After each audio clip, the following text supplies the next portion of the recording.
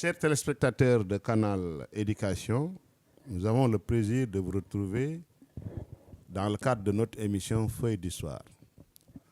Feuille d'Histoire va compulser aujourd'hui la fameuse guerre d'Indochine.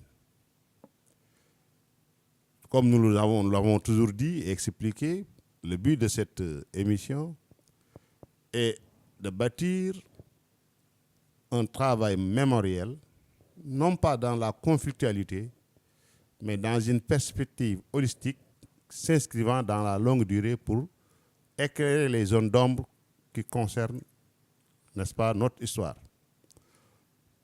Aujourd'hui, nous avons donc le plaisir de recevoir M. Sadio Diallo et M. Babacar Diop et Carmen Barry. M. Sadio Diallo est enseignant-chercheur, né à Bignona. Après son bac au niveau du lycée d'Ignabo, il fréquenta l'université Cheikh Anta Diop, partit un instant enseigner, revenir, s'inscrire et obtenir dans les années 2014 un DEA, un docteur d'État en histoire. Monsieur Sadio Diallo est enseignant créé à la main. Bonjour, Monsieur Diallo. Bonjour, Monsieur Bey. La question inévitable est qu'est-ce qui vous lie à cette guerre d'Indochine au point que vous sentez la nécessité d'y consacrer des travaux? Merci, M. Bey, pour cette question. En tant qu'enseignant dans la recherche effrénée des supports, puisque, comme vous le savez, un enseignant ne peut pas aborder ses cours sans support.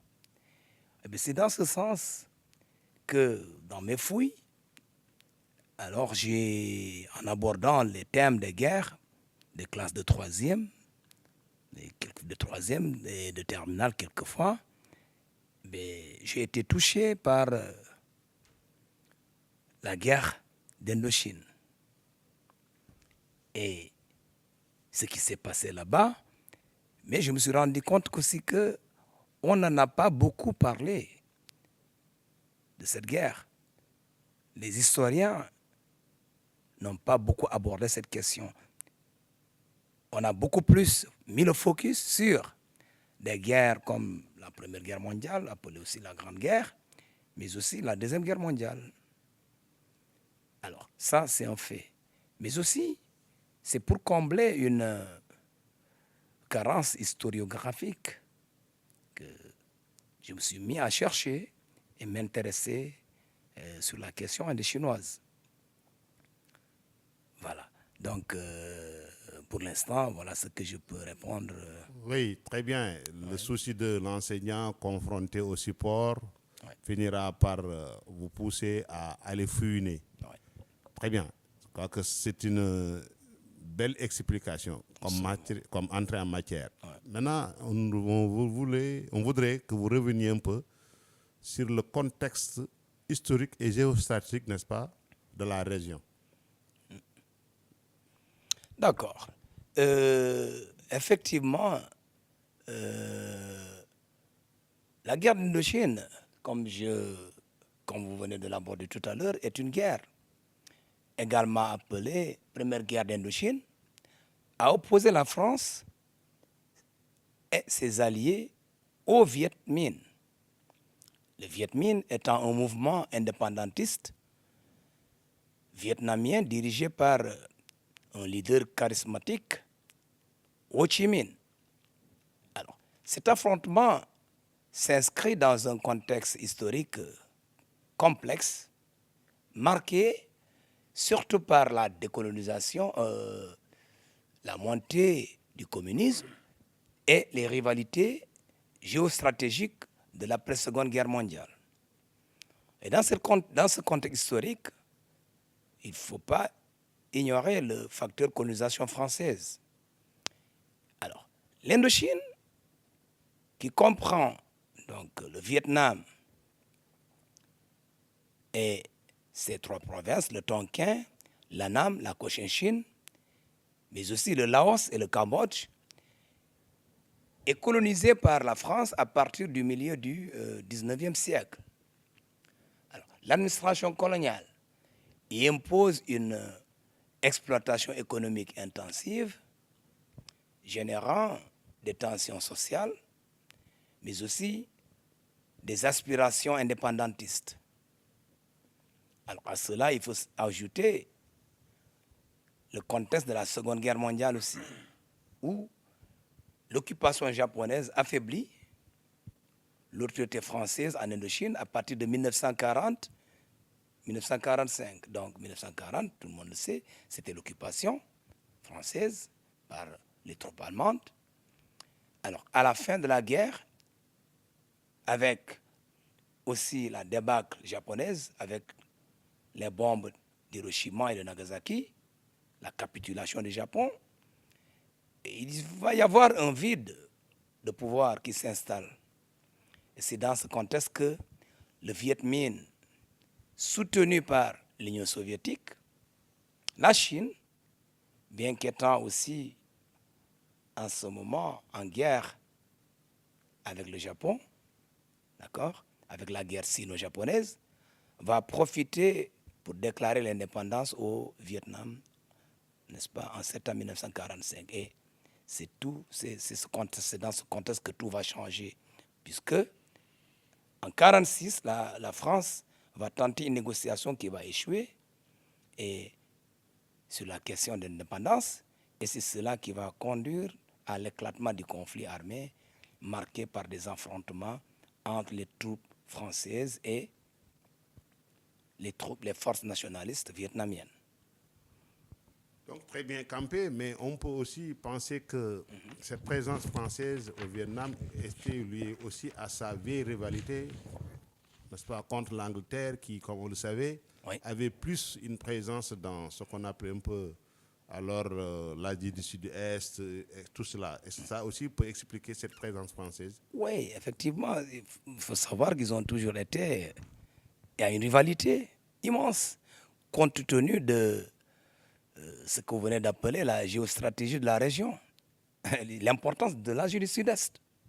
Alors dans cette région qui est stratégique, car située entre l'océan Indien, n'est-ce pas, et le Pacifique, mais aussi avec des routes commerciales majeures et des ressources naturelles abondantes en riz, caoutchouc, minerais, d'accord, et surtout aussi la montée du communisme.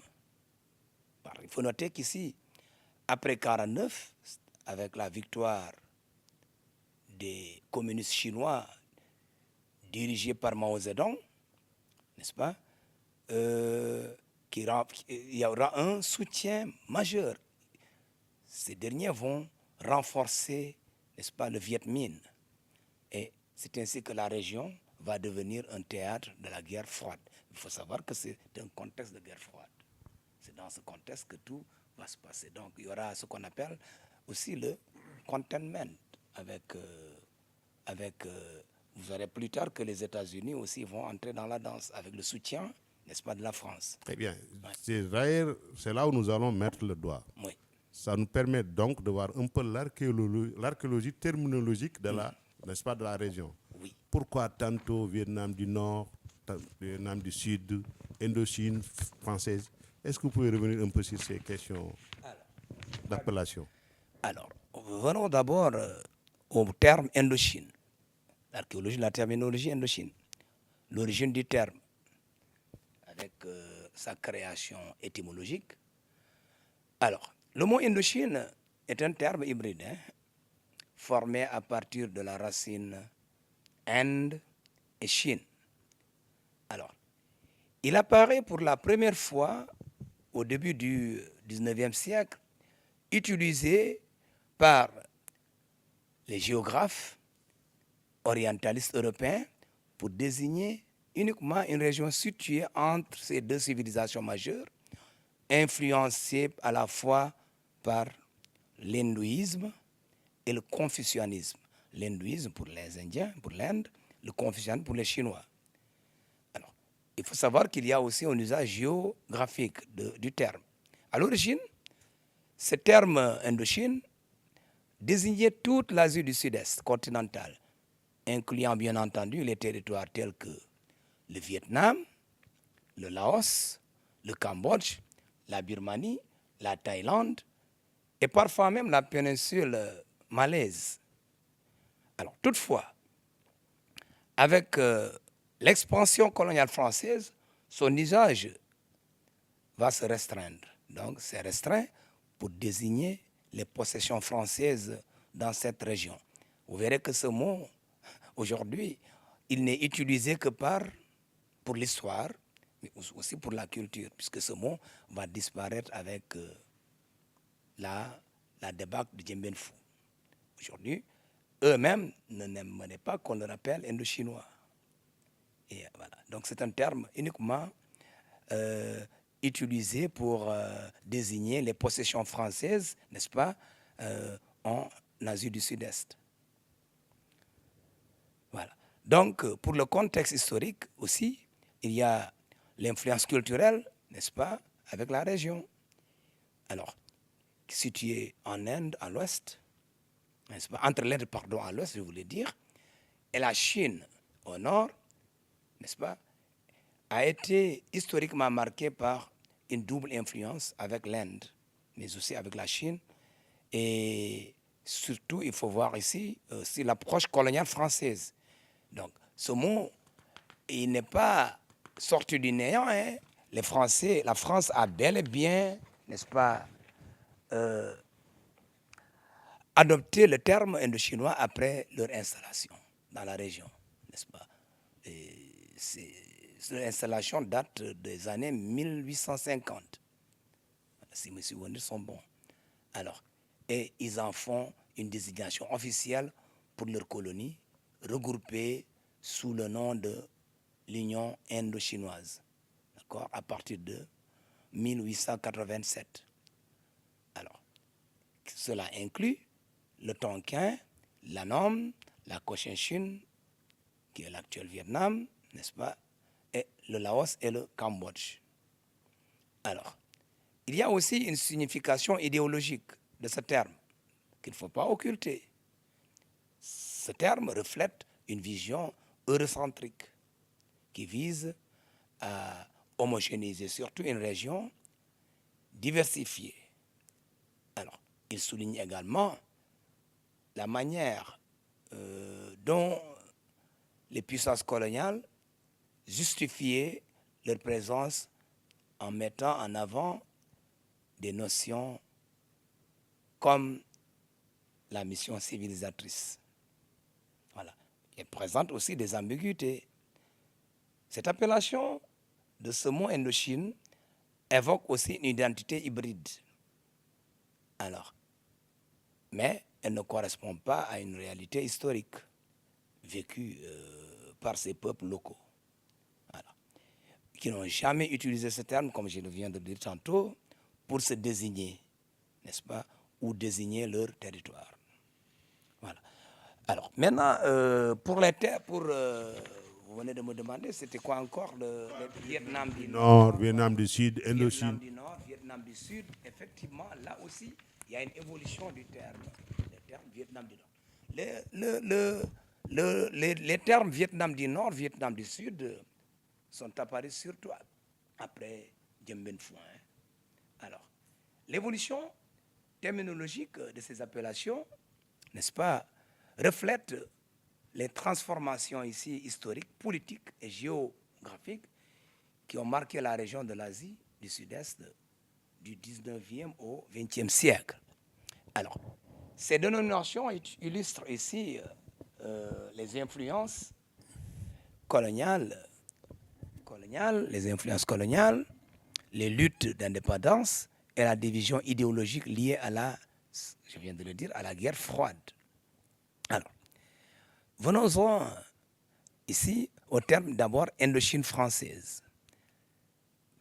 Indochine française, donc si on campe un peu, on met une borne entre 1858 et 1854, alors on verra dans un premier temps que l'Indochine française désigne ici les territoires sous domination coloniale française, officiellement appelés Union française, comme je l'ai dit tout à l'heure, en 1887. Alors, c'est cette entité qui regroupe 5 régions. 5 régions, il est bien de le rappeler aussi. Vietnam, qui lui-même est subdivisé en 3 régions administratives distinctes, la Cochinchine au sud, n'est-ce pas, l'Annam au centre et le Tonkin au nord, n'est-ce pas. Il faut y ajouter le Cambodge et le Laos, également sous protectorat français.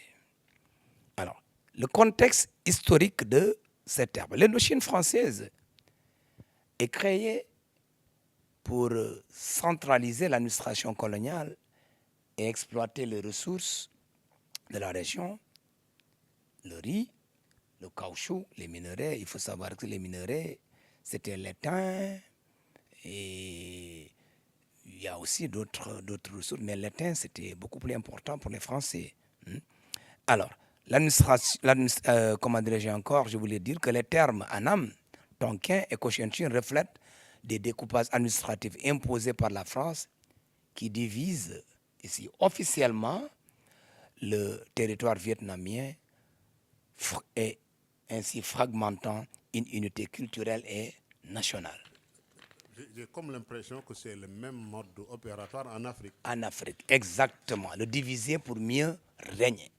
C'est le diviser pour mieux régner. Parce que c'est une unité dans la philosophie d'approche. Justement. Alors, mais on verra progressivement un déclin de cette appellation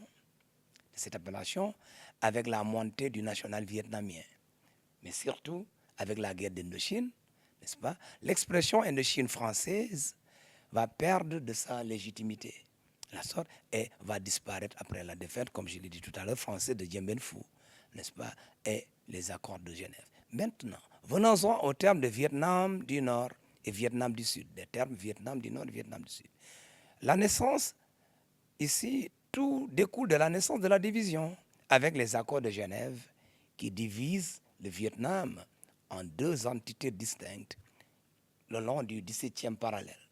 Alors, la République d'abord, la République démocratique du Vietnam, qu'on appelle aussi Vietnam du Nord, avec comme capitale Hanoï, avec un régime communiste dirigé par Ho Chi Minh, d'accord?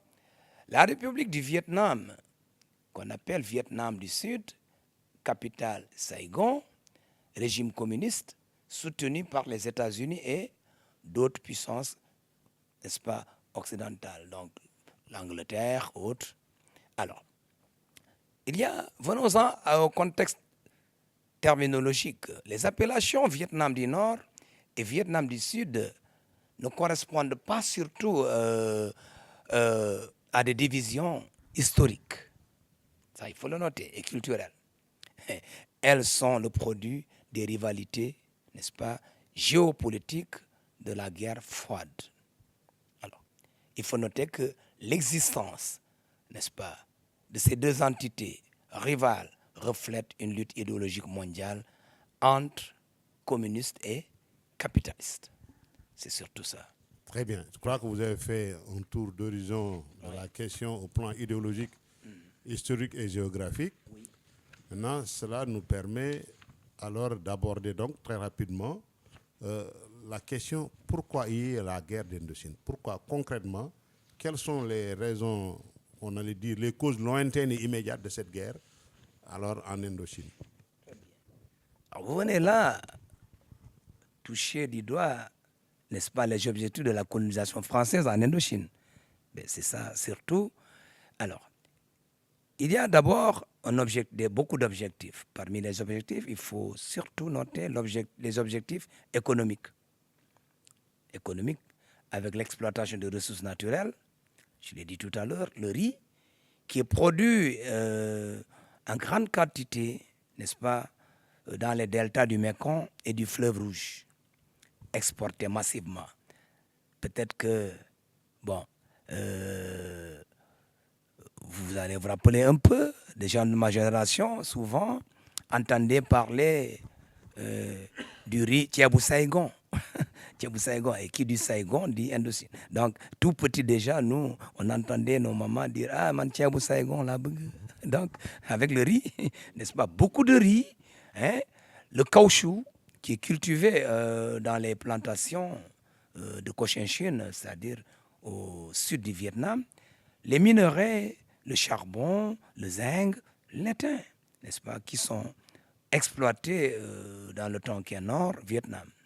Alors, avec la France, elle a fait dans toutes ses colonies, avec le développement surtout d'infrastructures pour transporter, n'est-ce pas, directement ces ressources, n'est-ce pas, dont il exploite dans leurs différentes colonies. Alors, avec un profit pour la métropole. Alors, la colonisation ici retenons qu'il avait pour but surtout de générer des bénéfices pour l'économie française. Ça, il ne faut pas le perdre de vue aussi. En exploitant une main-d'œuvre locale, bon marché, et en intégrant l'Indochine dans le système commercial global, contrôlé par la France. Ouais. Alors, donc, cela nous permet aussi d'aborder les objectifs stratégiques et géopolitiques de la question, avec l'affirmation de la puissance française en Asie, n'est-ce pas, dans le contexte de la rivalité entre puissances coloniales, comme on l'a dit tout à l'heure, avec la Grande-Bretagne, qui était si proche, les Royaumes-Unis, l'Indochine, pour eux, avec le Royaume-Uni, l'Indochine, représentait ici un moyen pour la France d'étendre son influence en Asie, n'est-ce pas, et surtout de renforcer son statut de grande puissance mondiale. Alors, l'Indochine servait ici pour la France également de base avancée pour contrecarrer l'expansion britannique en Birmanie et en Malaisie. Alors, il y a aussi une position stratégique en Asie du Sud-Est. Alors, il faut noter que la péninsule indochinoise occupait une position géographique majeure entre l'Inde et la Chine, permettant surtout à la France d'établir un pont commercial et militaire vers ces régions. Alors, les ports chinois qui facilitaient également le contrôle des routes maritimes dans le Pacifique. Alors, les objectifs sont aussi politiques pour cette colonisation, surtout de renforcer la présence française outre-mer aussi. La colonisation de l'Indochine s'inscrit dans la politique générale d'expansion coloniale menée par Napoléon III, n'est-ce pas, puis la Troisième République, qui répondait ici à une volonté d'accroître le territoire sous domination française pour compenser les pertes territoriales en Europe, notamment après la guerre de 1870. Alors, guerre 1870, il faut le placer aussi dans son contexte, c'était la guerre franco-prussienne, une guerre qui a opposé la France pour l'Alsace-Lorraine, que la France a perdu. Absolument. Voilà. Oui, M. B, vous voulez dire? Non, voilà. Il y a donc une volonté de compensation territoriale. Exactement. Okay. Alors, cela s'est passé même en Afrique. Il faut noter que ça a été vraiment comme une claque, hein, cette défaite-là de la guerre franco-prussienne. Et si bien que beaucoup d'officiers français qui étaient à cette guerre vont essayer de se racheter en Afrique. C'est ce qui va expliquer un peu, si je peux m'exprimer ici, leur manière de répression, de réprimer un peu les populations en Afrique. Donc, histoire de se racheter, n'est-ce pas, de la débâcle, n'est-ce pas, de la guerre franco-prussienne. Et donc, ça dit que vous donnez là, vous ouvrez ici une fenêtre assez intéressante. Absolument. Donc, c'est comme si c'était des frustrés, voilà, qui sont amenés, donc envoyés dans nos différents pays pour véritablement, alors, pour en fait, comme on dit, compenser. Exactement. Alors, cette frustration, alors, humiliante, quoi. Oui, Exactement. Exactement, c'était un peu ça. Hein. C'était un peu des rancuniers et ils voulaient montrer à la face du monde que la France était une puissance. Je viens de le dire tout à l'heure. Alors, et ce qui explique un peu cette cruauté hein, face à des gens mal armés, qui n'avaient aucune qualification militaire, n'est-ce pas, qui n'avaient que leurs armes rudimentaires pour se défendre. Alors, c'est ce qui va m'amener aussi à parler de leur objectif, d'ajouter un peu ici cette mission un peu masquée, mission civilisatrice et conversion religieuse. Parce que n'oubliez pas que, n'est-ce pas, c'est aussi pour, dans le but d'étendre ou d'expansion de, n'est-ce pas, du catholicisme, avec le catholicisme qui a été activement promu, notamment par les missionnaires pour convertir les populations bouddhistes, n'est-ce pas, et animistes locales au christianisme. Alors, les autorités aussi coloniales vont justifier leur présence par une idéologie aussi paternaliste, hein, d'accord, alors, et eurocentrique, affirmant qu'il fallait civiliser les peuples indigènes. C'est exactement comme en Afrique. Voilà. Avec la diffusion de la langue française, n'est-ce pas, je l'ai dit tout à l'heure, avec le christianisme, mais aussi l'introduction du système éducatif, juridique et administratif calqué, n'est-ce pas, sur le modèle de la France. Alors, maintenant, venons-en aux objectifs militaires. Surtout, je l'ai dit tout à l'heure, l'Asie du Sud-Est vraiment représentait un enjeu majeur pour la France. Alors, ici, pour les objectifs, il y a eu des bases d'expansion militaire. Alors, l'Indochine, qui constituait une position stratégique pour déployer des troupes françaises en Asie du Sud-Est et pour sécuriser surtout les intérêts français dans la région, mais aussi endiguer les influences rivales, je l'ai dit tout à l'heure, n'est-ce pas? Les Français cherchaient aussi à contenir l'influence chinoise au Vietnam et celle des Britanniques dans les territoires voisins. Donc, surtout, c'est-à-dire en Birmanie et en Malaisie. Donc, ils étaient sur deux fronts. Alors, alliés aux Britanniques, n'est-ce pas, pendant la Deuxième Guerre mondiale, ben, ils vont tout de même, n'est-ce pas, essayer de les contrecarrer de l'autre côté, n'est-ce pas? Voilà. Donc, c'est dans cette poudrière que vous venez de décrire, nous voulons maintenant avoir un peu une idée des forces belligérantes en présence. Mais quelles étaient ces forces? Très bien. Alors, ici, les forces belligérantes, ici, il faut noter qu'il y a eu les forces françaises, n'est-ce pas, et les alliés. Les alliés. Alors, l'armée française, n'est-ce pas, mais aussi avec ces soldats qu'on appelle communément les tirailleurs sénégalais. Mais il faut noter qu'au moment de la guerre d'Indochine, n'est-ce pas, ces tirailleurs étaient entièrement des Français. Ce terme d'ailleurs, il est à revoir, à reconsidérer. Nous allons y revenir tout à l'heure. Voilà. Parlons d'abord des forces belligérantes en Donc présence. ces forces, je l'ai dit tout à l'heure, il y a la France, n'est-ce pas, l'armée française, il y a les soldats coloniaux. Alors, ici, l'armée française, les forces françaises, notamment le corps expéditionnaire français, en Extrême-Orient, n'est-ce pas, ce qu'on appelle aussi le CEFO, n'est-ce pas, sont le pilier du camp colonial. Alors, composé de soldats français, de métropoles et de volontaires, elle inclut ici également des légionnaires étrangers, ce qu'on appelle la Légion étrangère. Alors, l'aviation, la marine et les blindés jouent aussi un rôle, les blindés, comme vous venez de le voir ici à l'image, n'est-ce pas, jouent aussi un rôle important, bien que l'environnement difficile limite l'efficacité de certains moyens. Alors, les objectifs ici de cette guerre ici est de restaurer surtout l'autorité française en Indochine et de contenir la montée des mouvements nationalistes et communistes. Alors, les soldats coloniaux, qu'on appelle troupes indigènes indochinoises, d'accord, recrutés localement, n'est-ce pas, alors, principalement au Vietnam, au Laos et au Cambodge.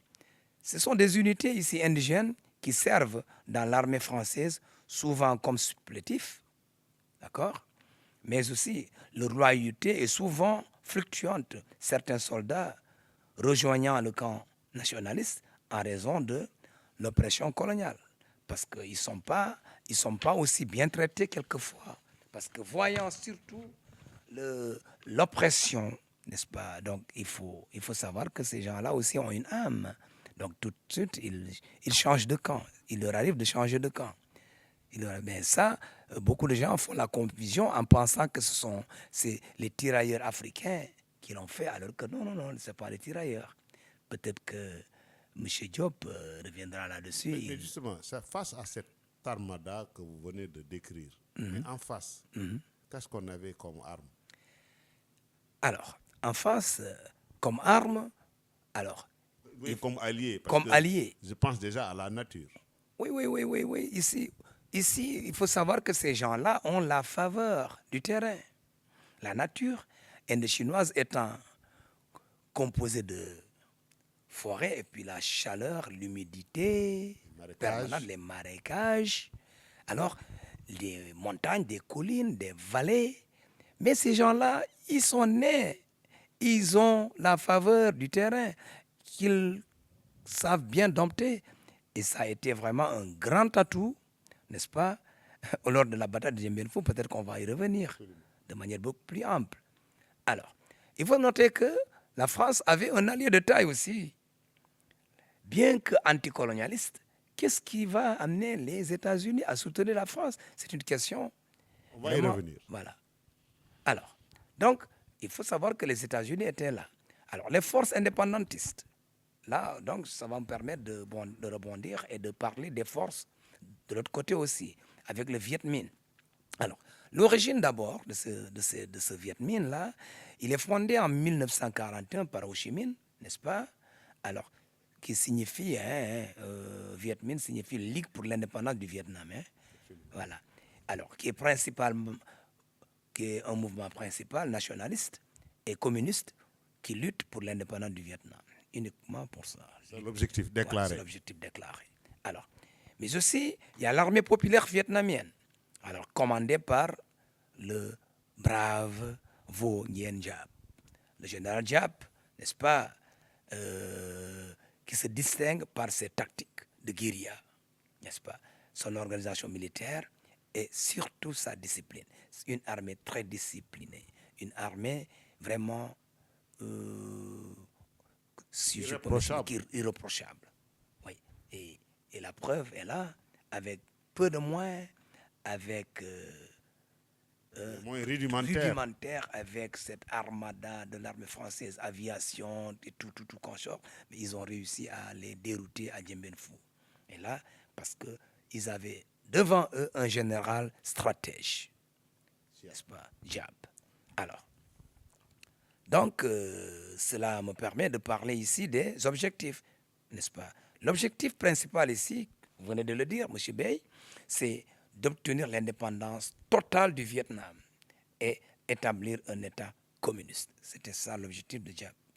Très bien. Ouais. Maintenant, dans ce kaléidoscope de troupes en présence, je voudrais qu'on mette un peu l'accent sur l'apport des tirailleurs.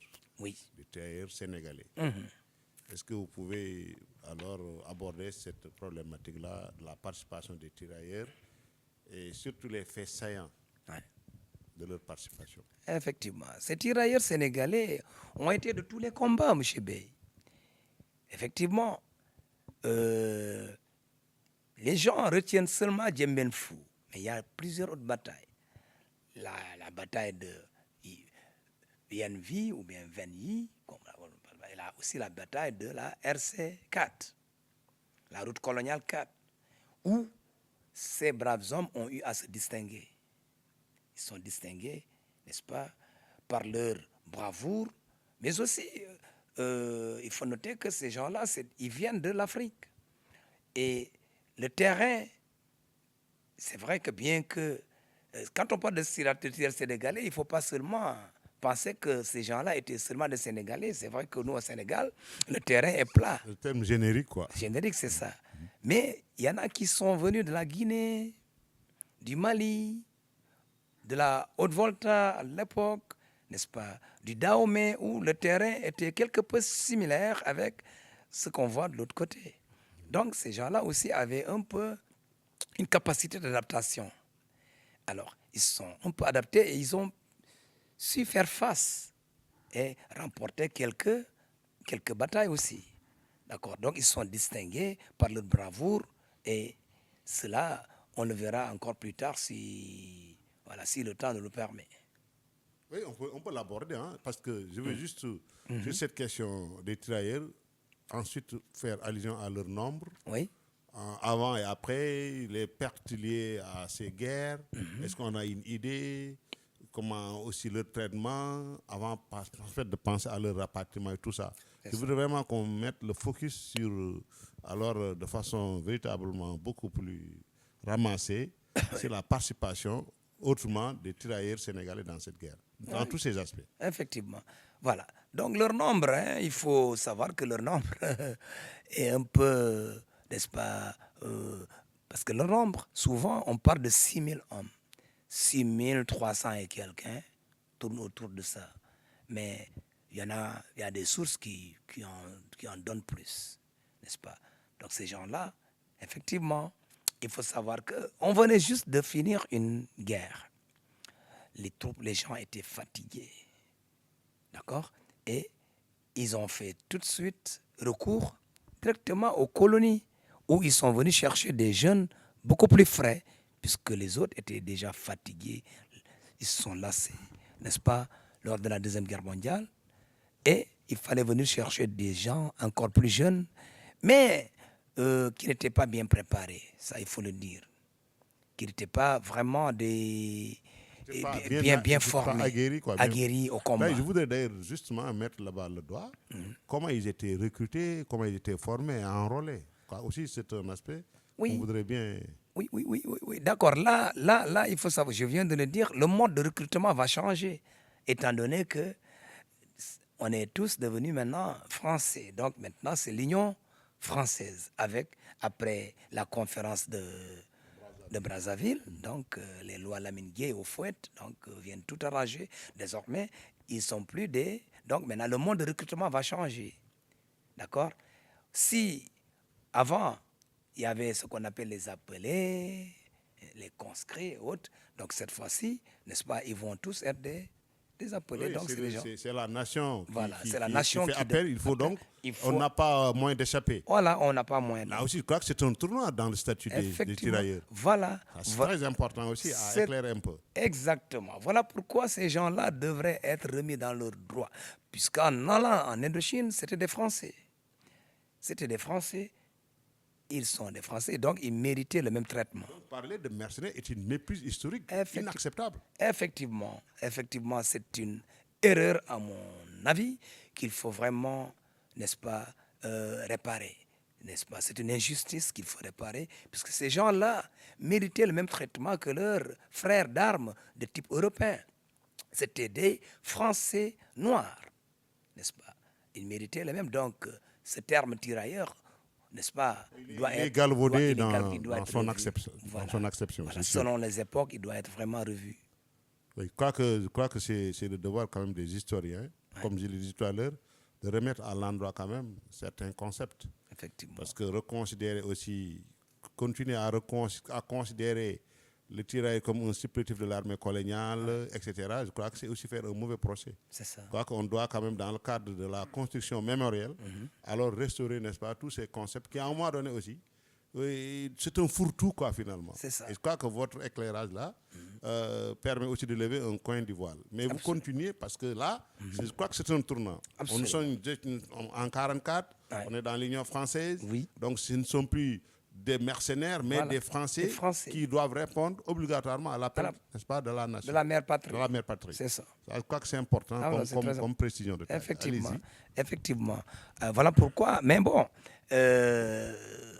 ces gens-là, comme je viens de le dire, effectivement, ils méritent toute l'attention de la nation, n'est-ce pas? C'est vrai qu'ils ont subi cette injustice, mais il nous appartient, nous autres, aujourd'hui, historiens, de rétablir la vérité.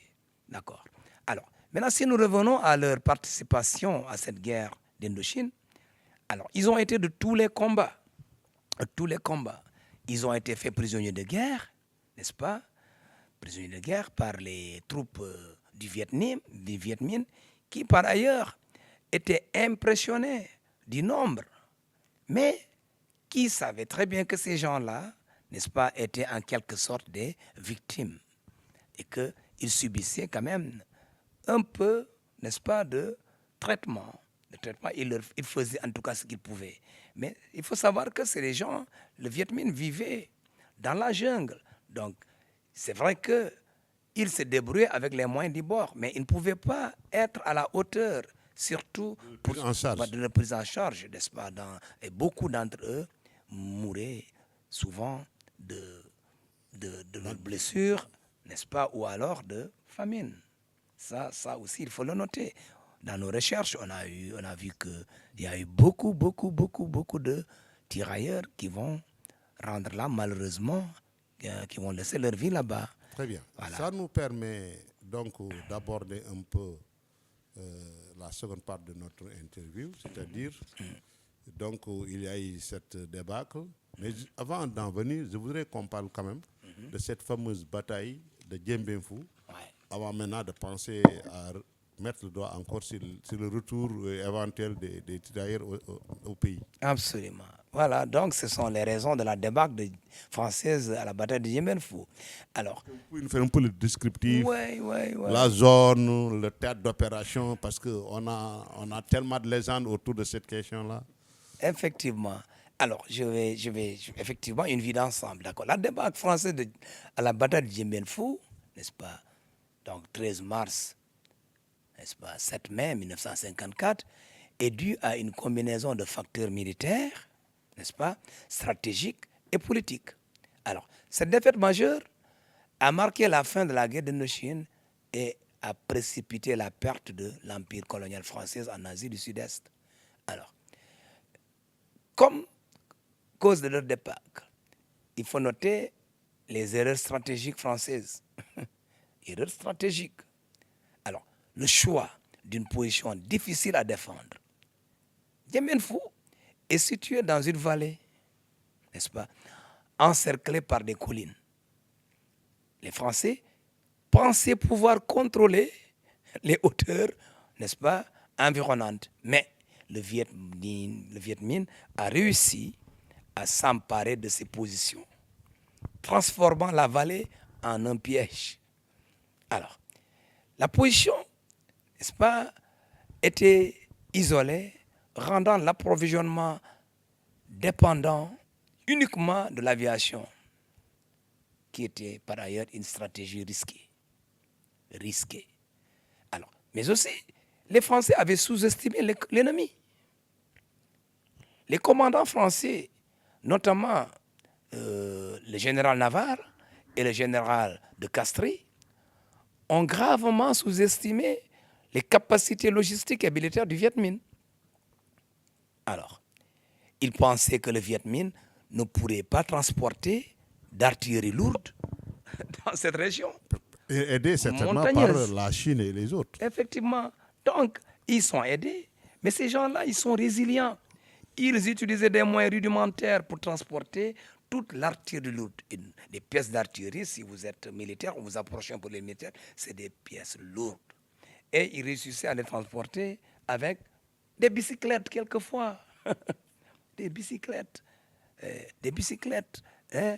J'en ai produit dans ma thèse des photos comme ça où ils transportaient les artilleries lourdes avec des bicyclettes. Je crois qu'aussi, ils font tout avec les bicyclettes finalement.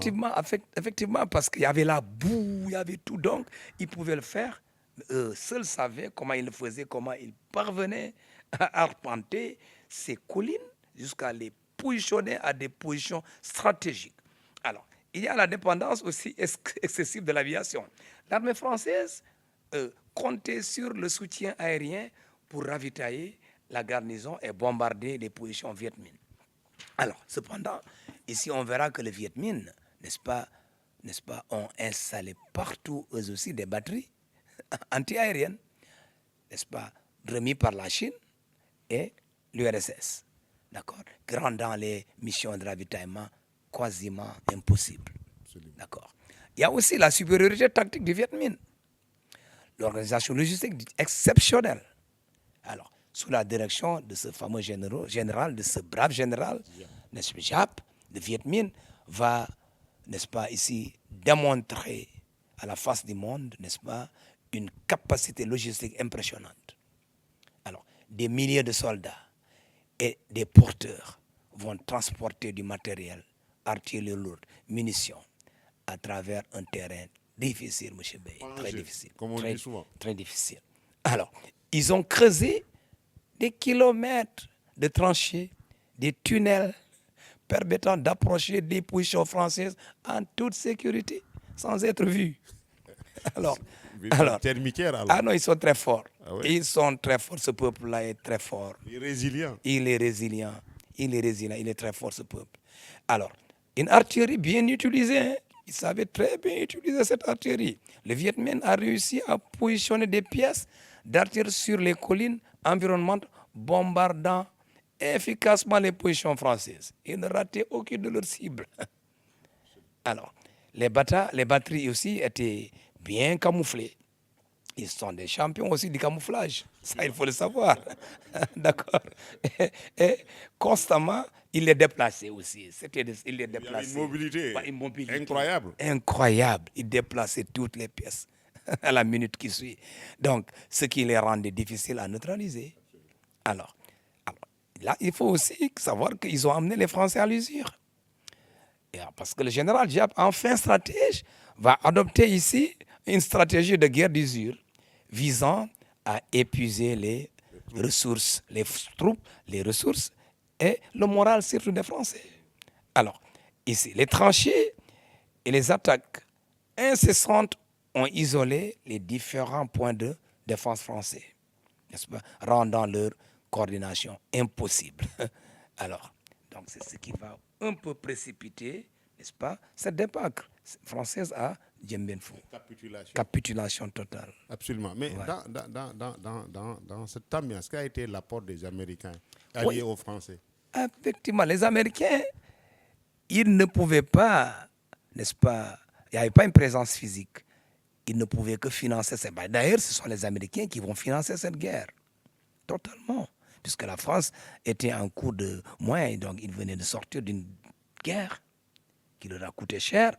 Les Américains ont fourni des pièces d'artillerie, des avions, l'aviation, des munitions, comme ils l'ont toujours fait d'ailleurs. Mais je voudrais juste, sur ce point, savoir est-ce que, du point de vue en tout cas des règles classiques de la guerre, des armes de destruction massive ont été utilisées sur le terrain par les forces françaises? Absolument, absolument. On parle de l'agent jaune. Donc, ils ont utilisé des armes non conventionnelles. Hein.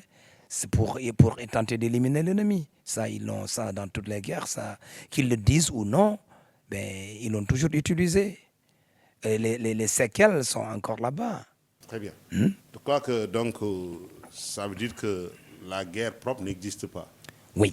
C'est une problématique qui est encore toujours alors remise en question. Absolument. Bien, maintenant, quel a été l'apport de ces tirailleurs une fois de retour en Afrique? Alors, les tirailleurs sénégalais, donc, comme on le dit, n'est-ce pas, alors, ont beaucoup apporté à l'Afrique, surtout dans la prise de conscience politique et sociale. D'abord, l'éveil à l'injustice coloniale. Ils nous ont beaucoup apporté sur ce point.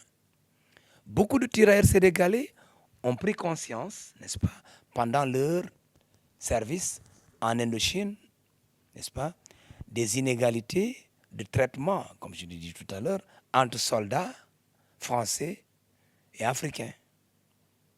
Alors qu'ils sont tous des Français, entre soldats, n'est-ce pas, de race noire et des soldats de type européen.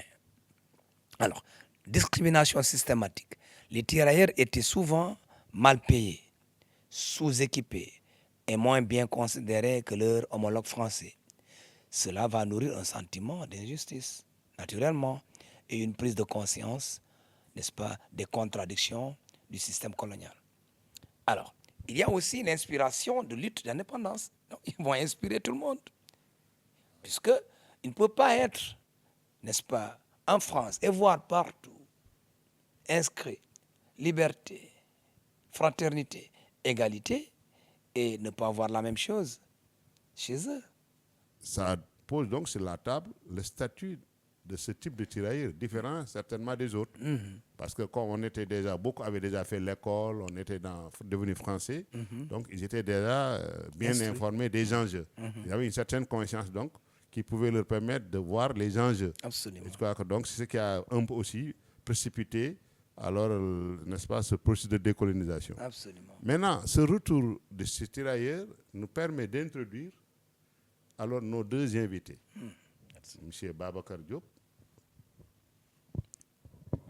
Monsieur Diop, est-ce que vous pouvez vous présenter plus amplement et rapidement, nous parler un peu des facteurs d'intégration des familles alors de tirailleurs issus de mariages mixtes et les défis auxquels ils sont confrontés dans leur intégration au Sénégal?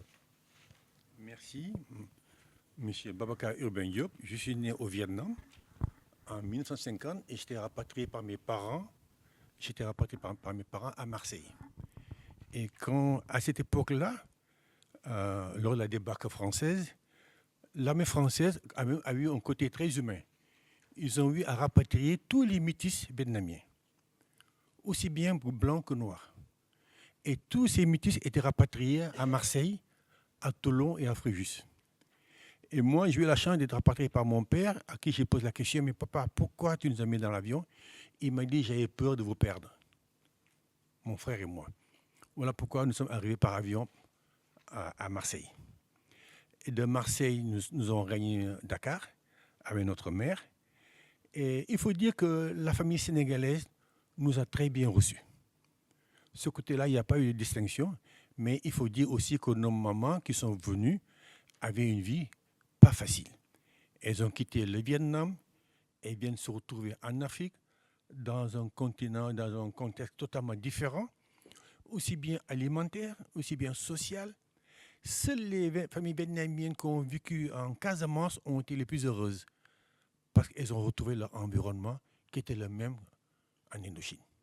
Les rizières, les arbres, la nature, elles ne sont pas pleines. Mais ceux qui étaient à Dakar, qui sont revenus, se retrouver à Grand Dakar, à Pikine, à Thiaroye, dans des maisons surpeuplées, et venir avec 2-3 enfants, ce n'était pas évident.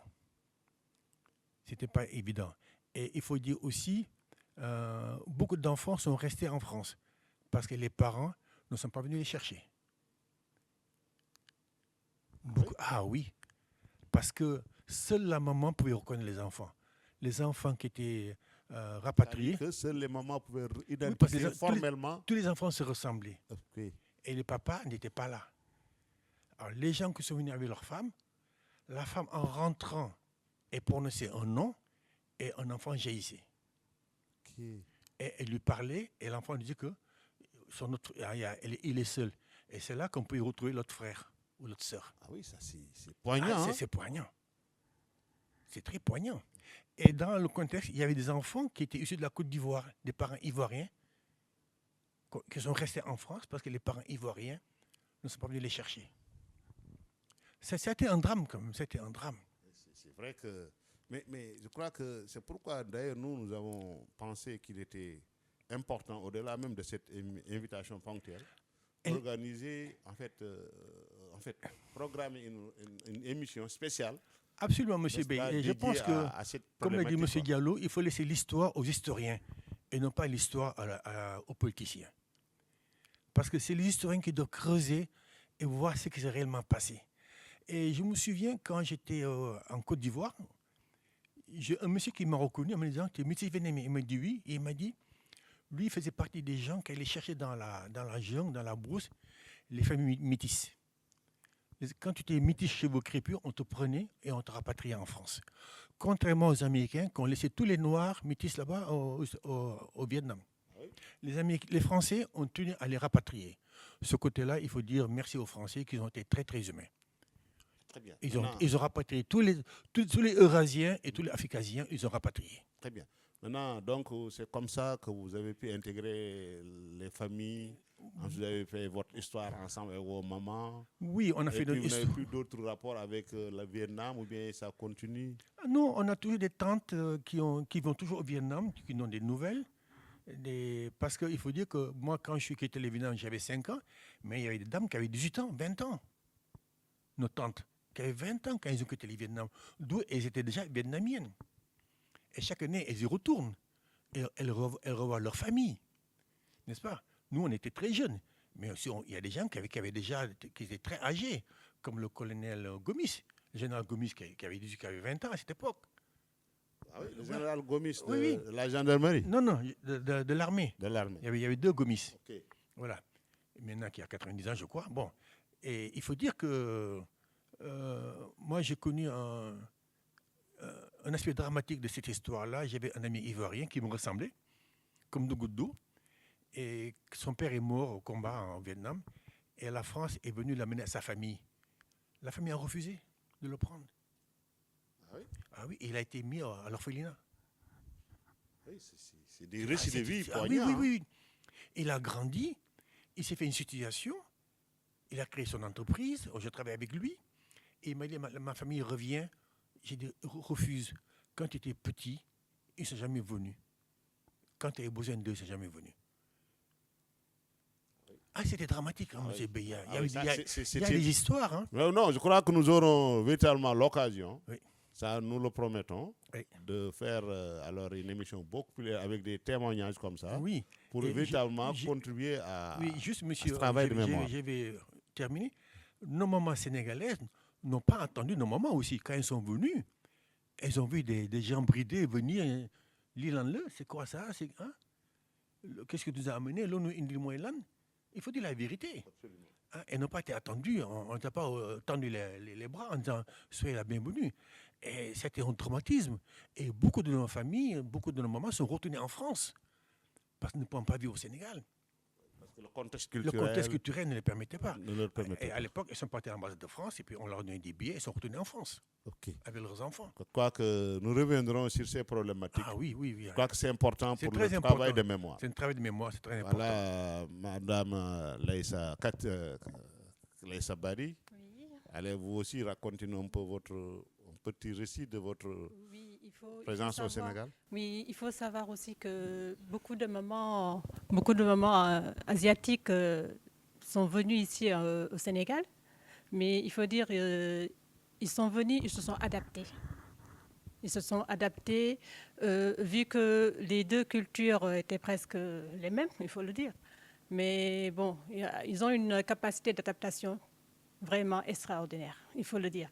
Et là, bon, pour certaines mamans, il y a certains qui sont quand même assez braves. Ça, il faut le dire. Ah oui. On a eu des moments très, très, très braves. Parce que la famille sénégalaise. C'était pas quand même évident de quitter son pays et de venir vers un autre continent et vraiment de laisser père, mère, culture et tout ce qu'on a derrière soi et venir dans un pays qu'on ne connaît pas et y faire sa vie. C'était pas évident pour beaucoup de mamans.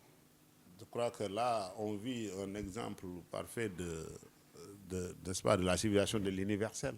Je crois Absolument. que là, c'est d'un drame, maintenant, est née toute une histoire de vie humaine extraordinaire. Extraordinaire. Moi, ça, je il crois faut que, comme on l'a promis, nous allons y revenir. Maintenant, juste peut-être avant, on retourne à M. Diallo. M. Diallo, que retenir finalement de cette guerre? Alors, merci beaucoup. Ah, ça là, vous me posez une question délicate. Vraiment, il faut retenir ici dans cette guerre, ce qu'il faut retenir, qu'il y a beaucoup d'éléments qu'il faut retenir, parmi lesquels, n'est-ce pas, les limites du colonialisme. D'accord? Les limites du colonialisme. Oui. Alors, Les limites du colonialisme, ici, la guerre d'Indochine a complètement démontré, n'est-ce pas, que les puissances coloniales, n'est-ce pas, ne pouvaient plus maintenir leur domination face aux mouvements ou à des mouvements nationalistes déterminés et soutenus par des puissances extérieures. Ça, c'est un fait. Oui. Mais aussi l'importance du soutien populaire. Par exemple, ici, au Vietnam, le Viet Minh a su mobiliser les populations locales grâce à leur idéologie, n'est-ce pas? M. Diop vient de le dire, convaincante, et des réformes sociales constatant, n'est-ce pas, l'oppression. Ils sont obligés de, n'est-ce pas, de coopérer, n'est-ce pas, avec le leader de l'époque qui était là. Il faut un leadership véritablement fort, incarné par des patriotes et autres nationalistes. Effectivement. Je crois que ça a été déterminant dans cette guerre. Dans cette guerre. Il y a aussi les dangers d'une intervention étrangère. Ça, il faut le retenir aussi. Ce conflit montre les risques pour une puissance étrangère de s'engager dans une guerre asymétrique, puisque cette guerre elle est vraiment asymétrique. était une. Ouais, absolument. Alors, contre un ennemi bien enraciné localement. Ça aussi, c'est à retenir. Un conflit précurseur. Alors, cette guerre a préparé le terrain pour la guerre du Vietnam, mais elle a également servi d'exemple pour d'autres luttes anticoloniales en Afrique et ailleurs. N'est-ce pas? Elle symbolise aussi la transition d'un monde dominé par les empires européens vers un ordre bipolaire marqué par l'affrontement entre les États-Unis et l'Union soviétique. Alors voilà ce qu'il faut retenir de cette guerre. Très bien. Alors, Oui. je pourrais dire, n'est-ce pas, pour terminer, que cette guerre est bien plus qu'un épisode militaire. Elle incarne la fin d'une époque coloniale, le début des luttes pour l'autodétermination des peuples et les premières manifestations du conflit idéologique de la guerre froide. Et elle reste un exemple, n'est-ce pas, des complexités politiques, militaires et humaines des guerres de décolonisation. Mais parfaitement bien dit. C'est pourquoi c'est une guerre si loin, mais si proche. Ouais. Parce que impactant jusqu'à présent, n'est-ce pas, la vie beaucoup d'individus. Ce qui nous vaut d'ailleurs la présence de M. Diop et de Mme Barry. Oui. Nous venons donc de faire le tour de cette question. Naturellement, nous n'avons pas la prétention de l'avoir épuisée. Nous avons simplement cherché à éclairer certaines zones d'ombre. Sur ce, nous donnons alors à nos chers téléspectateurs donc un autre rendez-vous pour un autre numéro. D'ici là, continuez à suivre les émissions de Canal Éducation et merci à tous.